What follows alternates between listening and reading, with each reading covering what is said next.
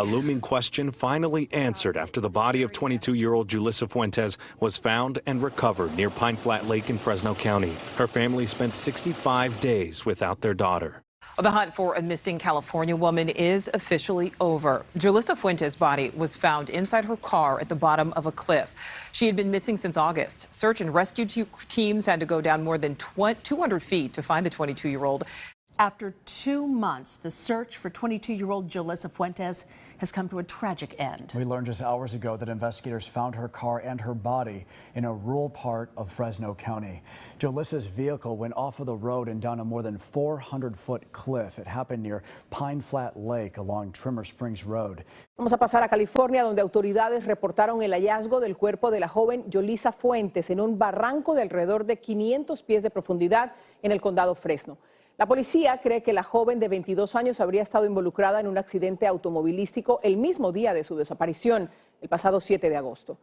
All right, so as you saw at the beginning of my video, you see my drone getting stuck in one of the trees. I ended up having to go get it. I didn't go down this way. It's really steep. That's really a steep mountain there. I went around the lakeside, for those of you kind of familiar with the area there.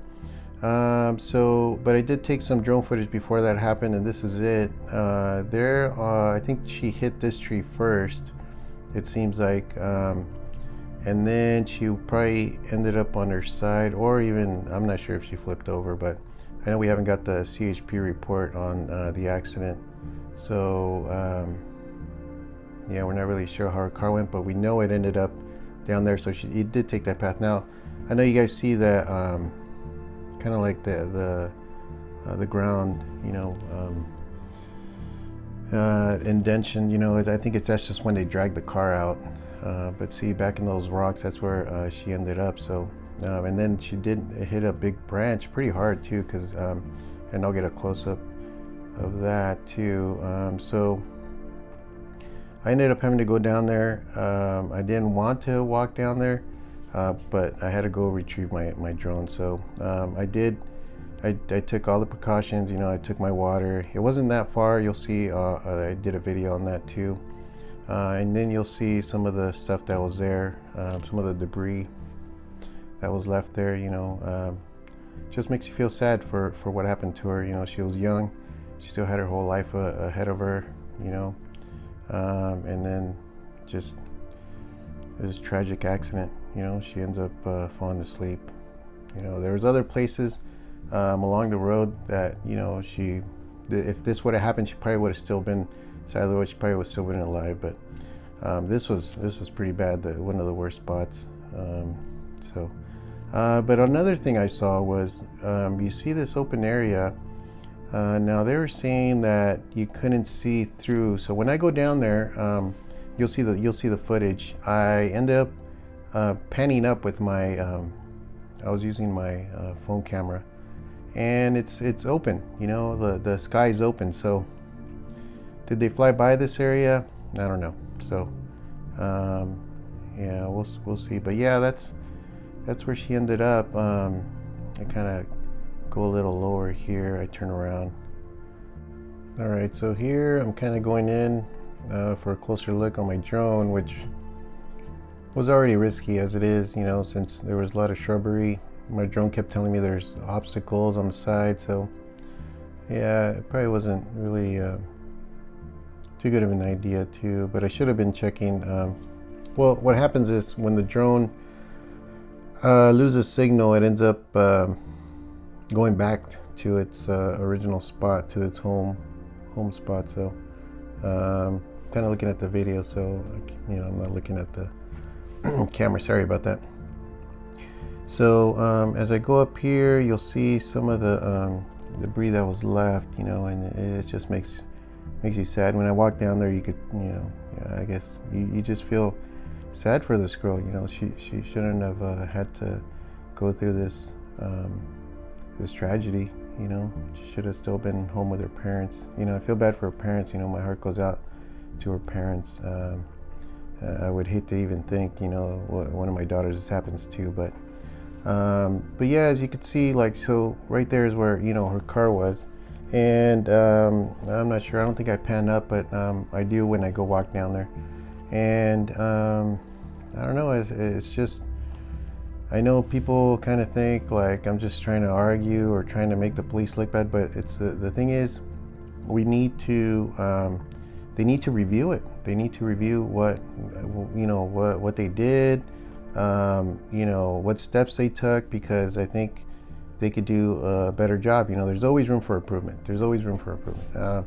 You know, that's why they review the, you know, the officer involved shootings, you know, all those things, all the procedures, you know, have been established because they've, you know, they've seen what happened. So, you know, they just better it. But I think there should be something for the search and rescue and for just the efforts that they took, you know, to find this girl. So here's the thing. Do we want things to remain the same, the way things are doing, or the way they're doing it, you know, or do we want them to improve? Well, I think we should want the police department, the sheriffs to improve on the search and rescue. What if this was your family member, right? Nobody ever, you know, sometimes we don't think of that. What if there was a baby in the back of that car, you know, in the back seat, and, you know, it made it through the accident and it was still alive? Wouldn't we want it to, you know, have them rescued right away? So, you know, things you got to consider. I mean, sometimes we don't think of that. We just, you know, assume that the police just did their best, and you know, the sheriffs did their best, and search and rescue did their best. But, you know, we don't know unless we do a review. That's what I'm saying. But another thing is, you know, it could be budget. You know, it could be the fact that there isn't enough resources to fund something like this, you know, like for too long. So, you know, they're not able to, maybe they have their hands tied. But, you know, and it goes into this whole, like, you know, people wanting to defund the police. Like, we should be doing the opposite. You know, we should be funding the police, and, you know, so that they could create these special teams or programs or something, so that people like this don't go missing for this long. You know, there should be, you know, a better system, you know, better cameras on these. Maybe they should put cameras on these roads, you know, but I know the reception's horrible. But, you know, there's always things and programs they could do. So I don't know. I just know that there's always room to improvement. Oh, okay, there's that tree. I think she might have taken out that tree, unless that happened when they were moving the car up. You know, taking the car. There's all the debris. Oh man. Oh, yep. That's where my drone gets stuck. So.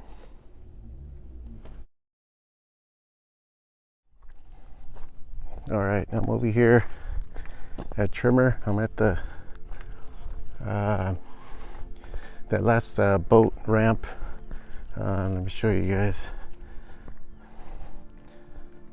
So there's the boat ramp. So what happened was, I was flying my drone too close to the trees, and it ended up getting tangled in the trees right at the crash site. So I'm gonna walk down there. Let me show you guys where it's at. It's not that far. I don't know if you guys see the trees up there, right? You kind of see. So it's not that far of a walk. It's probably like maybe 10-minute walk.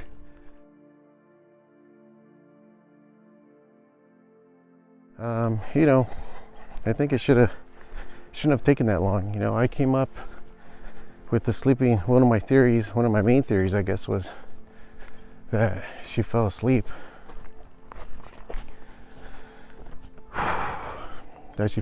You know, and driving, and she went off one of the sides of the road. Now, I figured, since the last ping was around Trimmer, you know, they said the last two pings were Avocado Lake and Trimmer, or the last ping, I guess, was between those two.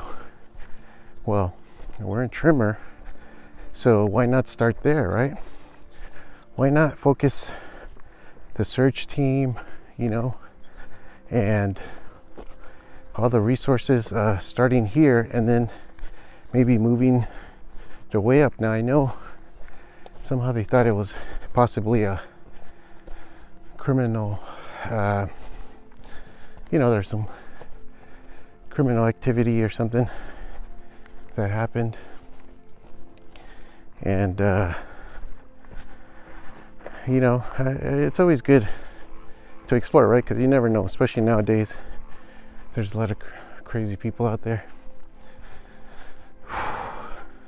Yeah, so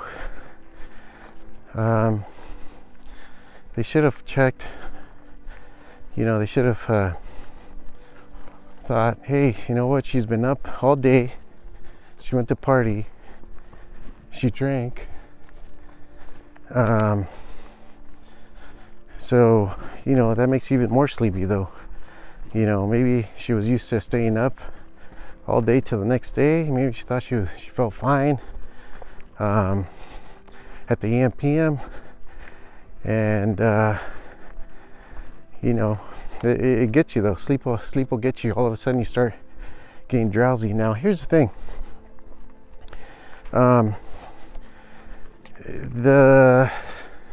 You know, and I'll show some footage there of the helicopter they used. You know, I mean, it took Selma Police Department to contact the Sheriff's Department after a week, right? So they could help with the search. Now, Sheriff Department sent out their Eagle 1. The Sheriff Department sends out Eagle 1. Now, I'll show you guys the footage. The Eagle 1 camera is not the best, you know. It's sad to say, at least from the footage I got from YouTube, and I'll put it on here.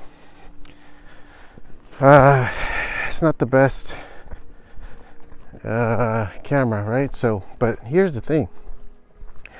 Supposedly they have like 4 or 5 drones. Now, once I recover my drone, I will fly it again.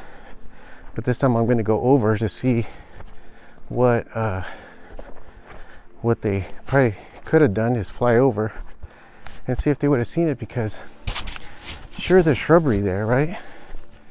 And you know, a lot of people are saying like, well, you know, didn't you see the footage? There's a bunch of shrubbery there. But looking at it right, if you're really searching for someone, then you know, you're going to so you know, if you're searching for someone, you're going to look at every area. Now, most of this, and let me show you guys. So most of this is pretty plain. You see the road up there?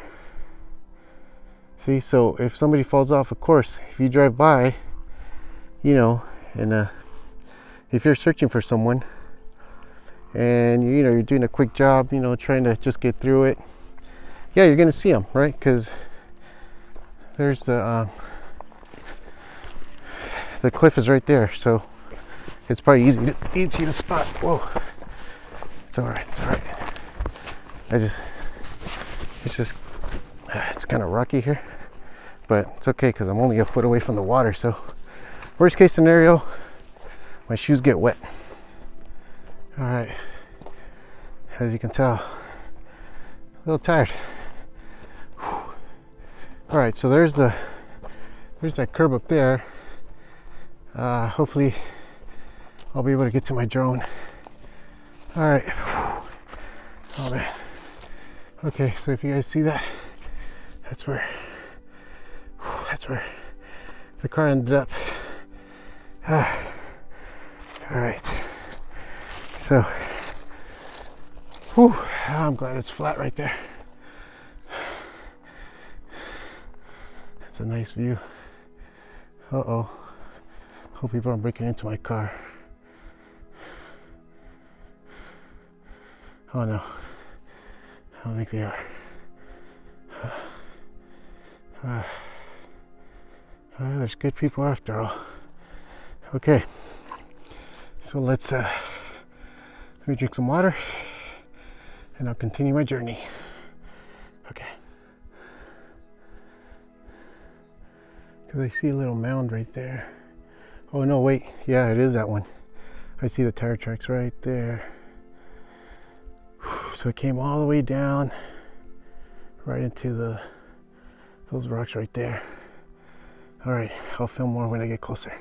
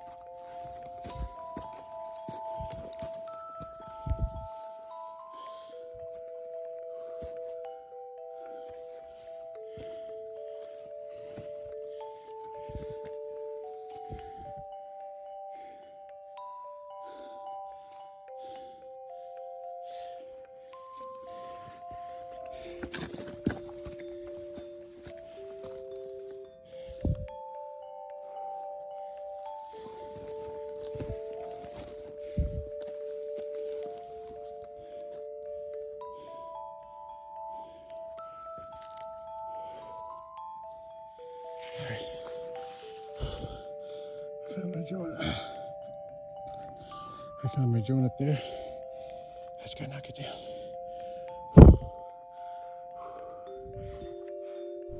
All right, so this is what I was telling you guys. So, you know, her car ended up right there on those rocks that you saw right now, up to the right. So, you know, it is kind of open. I'm not really sure if they just used a helicopter, the sheriffs did, or if they actually used one of their drones. I think a drone would have been able to spot something out of normal. I mean, I was planning to go up there anyway and search that whole area, because that's where I was just going to start, and then after covering that whole area, it's probably going to move up north, you know, because I know the reception was bad, so maybe she would have lost reception. But I was still was going to go back to keep searching, you know, but I guess the chief went out there the day after I was out there, and I know some other people were out there on trimmers, so I guess he just had a hunch or something that, you know, he should go out there the following day. So I don't know if you saw the video or something, but you know, I'm not doubting that, you know, he might have gotten like divine inspiration. I believe in that, you know. I believe that God could have led him to that point, but then I'm thinking, why didn't he pray on the first week or the second week, you know, to get that divine revelation? So I don't know. That'll probably be a question to ask him. All right, so I pretty much made it back. I got all these, I don't know if you can see that, you know, these little sticker things on my, they don't hurt though, so I'm just gonna take them off when I get back to the car.